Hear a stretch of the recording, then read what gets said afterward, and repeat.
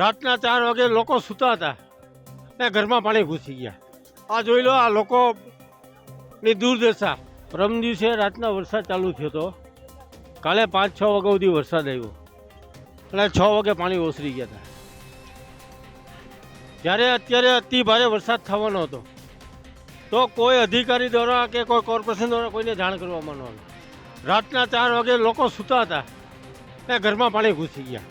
આ જોઈ લો, આ લોકોની દુર્દશા. આજે દુકાનદારો, નાના રોજગારો માણસો છે, આ રોજગારો માણસો છે, આની રોજીરોટી હજારો લાખો રૂપિયાનું નુકસાન થયેલું છે. આ લોકોને ઘર વખરીના સામાન વહી ગયા છે. પણ હું એમ કહું, અતિ ભારે વરસાદ આવવાનો હોય તો તંત્ર દ્વારા જાણ કરવામાં આવે. પણ આ નિંદ્રાહીન અધિકારીઓ, ભ્રષ્ટ અધિકારીઓ છે, ઈમાનદારો પણ એવા જે લોકોને કામગીરી કરવી એ કામગીરી કરી નથી, કોઈને જાણ કરી નથી.